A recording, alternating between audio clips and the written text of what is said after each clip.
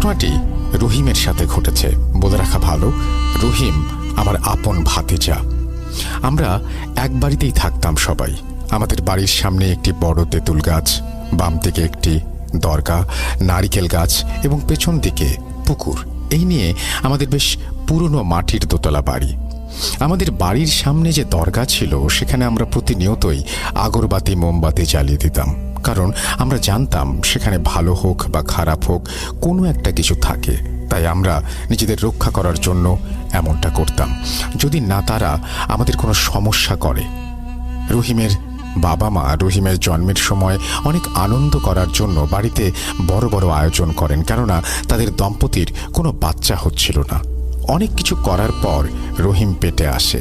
সেই আনন্দে তারা বাড়িতে তাদের আঙিনায় খাবারের আয়োজন করেন। সবকিছু ঠিকঠাক চলছিল। রহিমের বাবা মানে আমার বড় ভাই বাজার থেকে আসেন যথারীতি। সবাই খাওয়া দাওয়া শেষ করে যে যার মতো চলে যায়। সবাই বাড়ির আঙিনায় দাঁড়িয়ে তাদের বিদায় দিয়ে যে যার মতো ঘরে যাবে।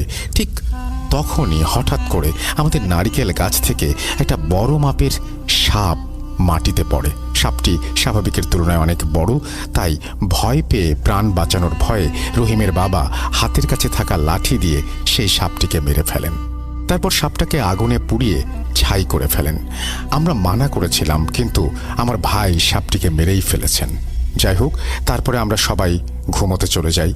আমার ভাই অর্থাৎ রহিমের বাবা ঘুমিয়ে পড়েন, কিন্তু তিনি ঘুমের মাঝে স্বপ্ন দেখছেন কে যেন একটা ছায়ার মতো তাকে বলছে কাজটা সে ঠিক করেনি, সে তার সন্তানকে নাকি মেরে ফেলেছে। এমনটাই মাঝে মাঝে তার স্বপ্নে হতো, ঠিক ঘুমোতে পারত না। এভাবেই কেটে গেল কিছুদিন। এরই মাঝে রহিমের জন্ম হয় আর বাড়িতে অনেক আনন্দ শুরু হয়। সবাই অনেক খুশি। আমি বাজারে গেলাম মিষ্টি আনতে। আমি বাড়িতে ফিরে দেখি সবার মন অত একটা ভালো না। আমি বললাম কি হয়েছে? তখন তারা বলে আমি বাড়িতে যাবার পর হঠাৎ বাড়ির টিনের ওপর শব্দ হতে থাকে। একসাথে 10 জন 12 জন দৌড়ালে যেমন শব্দ হবে ওই রকম শব্দ।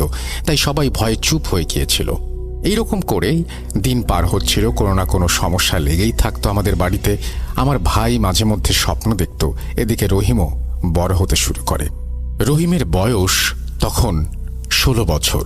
রহিমের মাঝে কিছুটা পরিবর্তন দেখা যায়। রহিমকে পাওয়া যেত না। অনেক খোঁজাখুঁজির পর টিনের চালে, কখনো কখনো গাছের ওপরে বা অন্য কোথাও বাড়ির পেছনে অর্ধ গলা পানিতে ডুবে থাকা অবস্থায় পাওয়া যেত। এমনটা প্রতিদিনই তার সাথে ঘটতে থাকে। একদিন রহিমের সাথে তার বন্ধু মোহন আর মোরসালিন গল্প করতে করতে বাড়ির দিকে আসে। তখন রহিম হঠাৎ করে এক লাফে গাছের মাথায় উঠে যায়। এটা দেখে মোহন এবং মোরসালিন ভয়ে সেখানে জ্ঞান হারিয়ে ফেলে। পরে মসজিদের ইমাম তাকে গাছ থেকে নামিয়ে বাড়িতে নিয়ে যায়। আস্তে আস্তে রহিম অনেক অসুস্থ হয়ে যায়। অনেক ডাক্তার, অনেক কবিরাজের সন্ধান করা হয়। সবাই দেখতে আসে, কিন্তু কোনো সমাধানই করতে পারত না তারা।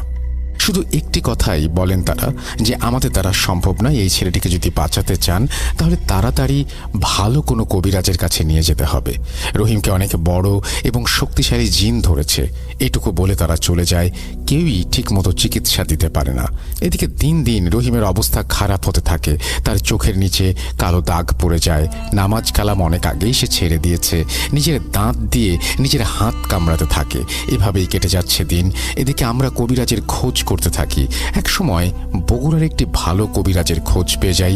তার সাথে যোগাযোগ করি এবং তিনি আমাদের জানান সামনের মঙ্গলবার তিনি আমাদের বাসায় আসবেন। তবে আমাদের কিছু জিনিসপত্রের ব্যবস্থা করে রাখতে হবে, যেমন আগরবাতি, গোলাপ জল, মরিচ, একটি জীবিত মুরগি এবং পাখির পালক ইত্যাদি। আমরা যথাসময়ে সবকিছু গুছিয়ে রাখি। মঙ্গলবার মাগরিবের পরে কবিরাজ আসেন। আমাদের বাড়িতে গোল করে একটি বৃত্ত মাঝে তিনি বসেন আর রহিমকে হাজির করতে বলেন। যেই ভাবা সেই কাজ। আমি রহিমকে নিয়ে আসলাম এবং কবিরাজের কথা মতো সব সামগ্রী সামনে রেখে তারপর হুজুর রহিমকে বলেন, কেন তুই এই ছেলেটাকে এভাবে কষ্ট দিচ্ছিস? তখন রহিমের মাঝে থাকা সেই জিনটা কিছুই বলে না। তখন কবিরাজ রাগ করে মরিচের গুঁড়ো তার দিকে ছিটিয়ে দেয় আর বলে, দেখ কেমন লাগে। তখন রহিমের ভেতর থাকা সেই জিন ভারী কণ্ঠে রাগান্বিত হয়ে বলে, আমাকে তোরা কিছুই করতে পারবি না, আমি এই ছেলেটাকে মেরে ফেলবো। ওর বাবা আমাদের ছেলেকে মেরে ফেলেছে। এই দরগায় আমরা বহু বছর আগে থেকে বসবাস করি। এখানে ওরা বাড়ি করেছে। আমাদের অসুবিধা হচ্ছিল, তারপরেও কিছু বলিনি। কিন্তু সেদিন ওদের বাড়ির ওদের ছেলে হবে, সেই আনন্দে খাবার আয়োজন করেছিল। সেটা দেখতে আমার ছেলে গিয়েছিল, কিন্তু হঠাৎ করে গাছ থেকে নামতে গিয়ে সে সাপের রূপ নেয়। কিন্তু ওরা আমার ছেলেকে মেরে ফেলে। আমি ওদের ছাড়বো না। 16 বছর হওয়ার আগে ওকে মারতে পারবো না দেখে তোদের মতো খারাপ কবিরাজকে দিয়ে ওকে কালো জাদু করিয়েছি। এই কথা বলে হাসতে থাকে। তখন কবিরাজ বলে যে কোনো কিছুর বিনিময়ে তুই চলে যা, কিন্তু জিনটি কিছুতেই রাজি হয় না। তখন কবিরাজ অনেক মন্ত্র পাঠ করেন এবং তারপর পাখির পালক আগুনে পুড়িয়ে সেটা দিয়ে একটু করে রহিমের শরীরের ওপর গলিয়ে দেয় এবং এদিকে রহিমের ভেতর থাকা জিনটা সজোরে চিৎকার করতে থাকে। এভাবে অনেক চেষ্টার পর জিনটাকে বশ করে ফেলেন কবিরাজ। এরপর কবিরাজ জিজ্ঞেস করেন কেন তাকে কালো জাদু করা হয়েছে। তখন সেই জিনটা বলে, এই বাড়ি বানানোর বহু বছর আগে থেকে আমরা এখানে থাকি, পরে এখানে বাড়ি বানাই। আমাদের অসুবিধা হয়েছে, তা সত্ত্বেও আমরা কিছু বলিনি, কারণ তারা সেই দরগাতে আমাদেরকে মোমবাতি জ্বালিয়ে দিত। এভাবেই আমাদের সেবা করে যেত বাড়ির লোকজন। কিন্তু সাপ ভেবে আমার ছেলেকে মেরে ফেলেছে, তার প্রতিশোধ নেয়ার জন্য আপনাদের মতো কিছু খারাপ কবিরাজ নিয়ে তাকে কালো জাদু করেছি। কারণ আমি তাকে 16 বছর হওয়ার আগ পর্যন্ত কিছুই করতে পারতাম না। এই জন্য বিভিন্নভাবে তাকে মারার চেষ্টা করেছি। আর কিছুদিন গেলেই সে মরে যাবে।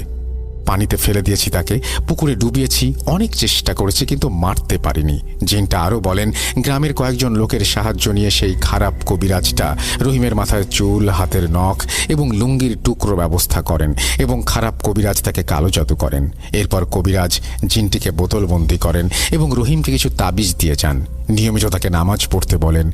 আস্তে আস্তে রহিম স্বাভাবিক হয়ে যায়।